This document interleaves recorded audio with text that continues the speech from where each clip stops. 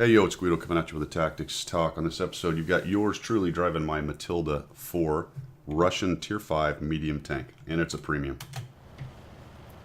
Loaded into Abbey, you can see that I'm headed over to the west side of the map. And most of my team has lost their minds, are going down the 8-9 line. This is low tier, so you're going to see that kind of thing, at least more often than you will in the high tier. You still see it all over the place, depending on the quality of the players. Or if somebody just decides they want to go down the 8-9 line, which I admit I've done on occasion myself. But I'm going to head over here. I'm going to be cautious. That's my plan initially. I want to see what that big glob over on the east side does. We have an interesting situation develop as a Skoda comes screaming in for some reason and decides he's going after Artie or whatever he's deciding he's doing. I actually get seen by the T-37. I fixed my tracks because I don't want to keep getting hit by him. Plus I want to get this T-25. And you'll notice that I've double clutched the number 3 while I did it. So my excuse me, keyboard mech is 4-3, and for some reason I hit it twice, and I'm now firing HE, which is an interesting way to go. If you wanted to actually do even less damage with a Matilda than the regular round, well, I recommend hitting 3, because you will then do less damage on an already fairly anemic gun. You'll notice that it fires very quickly. I'm carrying a bunch of gold. I think eventually here I actually figure this out from my buffoonery.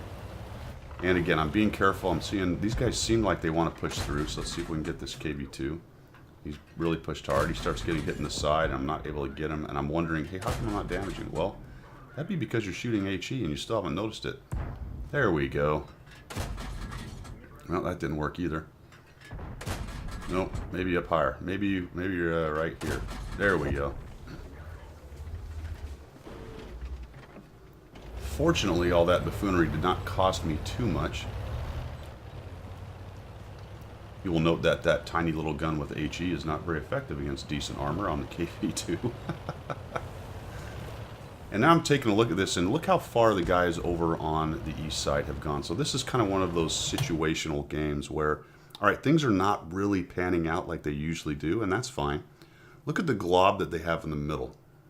So they've sent a big glob to the middle. We sent a pretty good force down the east side. It looks like they cleaned up some tanks along the way, although several of those dead tanks were in the middle, at least the KV2, and then the rushing T-25 got killed. So there could still be a considerable push over here. So that's why I want to be a little bit cautious. I'm kind of surprised based on the timing that I didn't run into anything right here. I do have a Skoda behind me and another little medium. I'm going to come up here, and this tank actually has some pretty decent armor for its tier, although I am bottom tier in a 510. Excuse me, with some 6s. Tier 6 is involved, which will shoo me up pretty quickly, although one of them, the Churchill, is over on the other side there. I'll just keep on trundling. Let's see if we can get somebody in the middle. I'm checking there. I really get the feeling, especially with 3 of the tanks being TDs, that they may be having a big middle push, a bunch of campers, and then just not much over here. Can't quite get my gun onto the T-37. Watching the mini-map to my right, and look at this. This Churchill has lost his mind, and he's falling into a hole, and I'm missing. Now he's stuck, and finally I get some decent shots into the side of this guy. And down he goes. And then we'll start trundling along.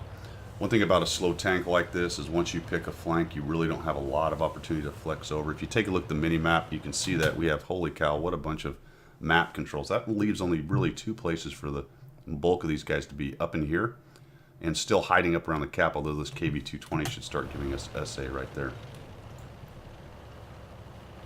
Alright, so I find a T-67. There's at least one here. This guy will fire quickly. Good news is he's not looking right at me, so I'm just going to point up my good armor and keep on pushing him. You can see that I blocked it. So this does have enough armor to block a T-67, at least a regular round. Gotta watch the side here. I kind of come around looking for that shot, but I don't get it. So I'll square up the armor. He's backing off. Now, my concern, obviously, is that I've got this 3001H over here. So the safer bet would have been to stay back and be a little more careful.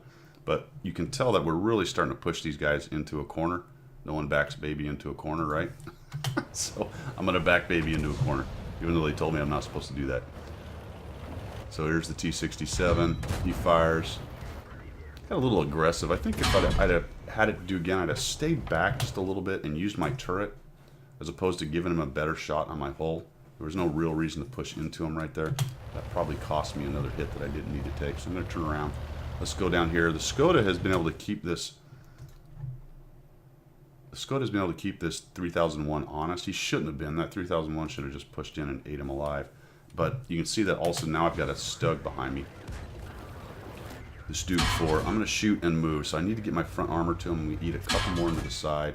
Now I've got the front towards him. He's backing up. That's hurting his dispersion.